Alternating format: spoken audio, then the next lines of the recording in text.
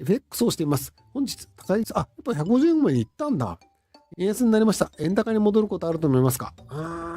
厳しいっすね。なんで厳しいかというと、ドル売り円買いをしようとするときに、アメリカに確認を取る。アメリカ側の了承が必要であるということに一応なってるんですよ。日本国内のことなんで、したこっちゃねえよって言ってもやれるんですけど、これをやった場合にトランプ大統領がご機嫌がよろしくなくなってしまう可能性があるので、そうするとアメリカさんに、ちょっと円安になっちゃったんで、ちょっとドル売っていいですかみたいなことを言ったときに、前もその相談したらしいんですよ。で、その時に、それはお前、日本円の利率低いからやろっていうのを言われたらしいんですよ。なので、アメリカドルだと今 3%、4% くらい利子があって、で、日本だとまだ 0. 何%だと思うんですけど、そこの利子を上げるんだったら、それでも円安になるんだったら、まあまあいいかもなんだけど、3% ぐらいの利子の差があるんだから、それは円安になるのは当たり前でしょ？利子上げたらってやっぱ言われちゃうという風になってるんですよ。ってなると、今 0.25% とか 0.5% とか上げると、やっぱりそろそろマンションとか変動金利上がるかもしれないよねとか、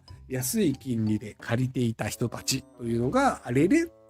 なんかちょっと返さなきゃいけないよねみたいなので、なかなか厳しくなるよねという可能性もあるんですよね。変動金利でやってる人が上がらなきゃいけない。利子も上がってくるので。ってなると、0.25 とか 0.5 ぐらいまでは耐えられると思うんですけど、じゃあアメリカみたいに 3% みたいなところまで耐えられるかっていうと、多分今の日本の住宅ローンの人は無理だと思うんですよね。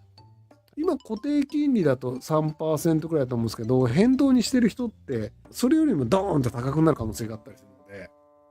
で、別にただ、マンションの金利というのは一定以上上がらないよね。なので、金利が一定以上徐々にしか上がらないから大丈夫なんだっていう人いるんですけど、これって徐々にしか上がらないだけで、返さなきゃいけない金額が増えていくんですよ。徐々にしか上がらないから、これ以上の金利にならないからやったーじゃなくて、払えてない分は残金が増えていくんですよ。なので、40年ローンだと思ってたら、払い終わる時に45年になってましたみたいな。変動金利の上がる上限があるというのは、ユーザーにとって得なんじゃなくて、むしろ払う金額を経て、払うべき金額全体に対して利息がかかるので、むしろ払う額もっと増えるんですよね。30年間でこれ払ってくださいって言って、30年間かける利子で全部払うんだと思ってたのが、利息はこれなんで、残りの額に対して高い金額で利息が払って、この利息の分だけどんどん増えてきますよってことになるので、どれぐらいね、上がるかっていうのは結構厳しいんじゃないかなと思いますけどね。なのでちょっと日本としてはドル買いを出すのは難しいという状況だと思うので、それをやってしまうと株高も下がってしまう可能性があるので、片山さんも高石さんもそういう意味ではちょっとね、どうしたらいいのかわからんっていう状態になってるので、結果としてドル売り円買いはできねえんじゃねえっていうので、徐々にこう、投機筋の人たちが円安をどこまでいけんのかな、155円までいけんのかなみたいなのをチキンレースが始まってるっていう。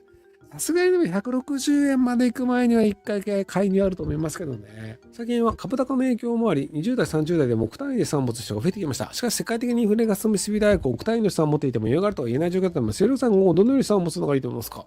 億持ってるんだったらそろそろ不動産始めてもいいんじゃねって思いますけど、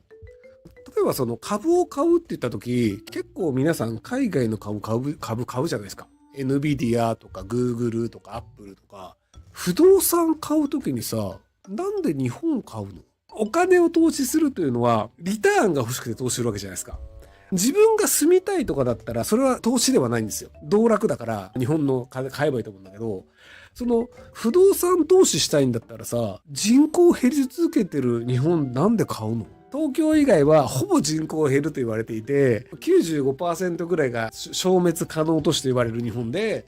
東京、大阪、仙台、福岡、名古屋、青森6カ所村以外は、ほぼ人口減ると言われてるわけですよ。空き室率もずっと上がってるわけで、そりゃ地価下がるに決まってんじゃん。だから、なんでさ、せっかく海外投資とかで、為替とかでうまくいった人がさ、不動産をやるって言って、なんか、都内の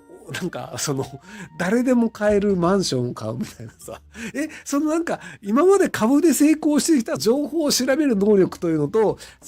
海外に投資できる能力を、なぜ不動産だけ日本で選ぶみたいな。そこ不思議なんだよね。日本語だから。いや、別にGoogle 本社日本語使ってませんよ。Apple も本社日本語使ってませんよ。普通に海外の不動産ファンド買えばいいんじゃねえのって思うんだけどね。不動産ファンドで、この国の不動産のファンドですとか、銀行とか投資銀行とか証券会社とか調べれば多分あると思うんだけど、っていう感じで、物件買うとそこの現場見に行けないからっていうの分かるんだけど、リートと一緒で不動産ファンド買え、リートが日本の限定なんですけど、ああいう海外のリートもあったりするので、なのでニューヨークの不動産価格上がるよねっていうんだったら、ニューヨークの不動産をベースにしている不動産ファンドとかにお金入れればいいんじゃねえのってものに、なんかさ、日本の物件買いたがるよね。わかんないから。まあ、これはあるかもしんないね。でも、じゃあさ、バークシャー・ハサウェイの文化って何って言われてさ、わかる人いなくてさ、もうバークシャーハウスの年間のずっと収益率を見て、毎年毎年こういう収益率だから、じゃあバークシャーハウスに投資しようってなるわけじゃん。別になんか、リートとかって個別の物件を見る必要なくて、単純にその地域、その国の不動産市場がどう動いてるかと、その地域、例えばニューヨークだったらそこの地域の不動産がどう動いてるかっていうのを見ればいいんじゃねえかなと思うんだけど。いやー、なんかこれがね、ロマンが入っちゃうのがよくないと思うんですよ。なんでミュンヘン買いたいと思った？あとね、スイスは外国人は買えない。外国人が土地買えない国なんですよね。永住権持ってれば買えるかなっていう感じで、なんかね、やっぱね、不動産にね、ロマンを入れる人多いんですよ。不動産が買いやすいのは、単にそんなに発展してないからです。発展してない国は安いんですよ。その代わり成長もしないけどね、みたいな。インドでもよくて、マニラでもいいんですけど、なので、ちゃんと投資のリターンで考えるんだったら、調べればいいのになーって思うんですけど。いやーね、トリプル安ね、来る可能性は結構あるとは言われてるんですけど、ただ今アメリカが下がってるのはあくまでト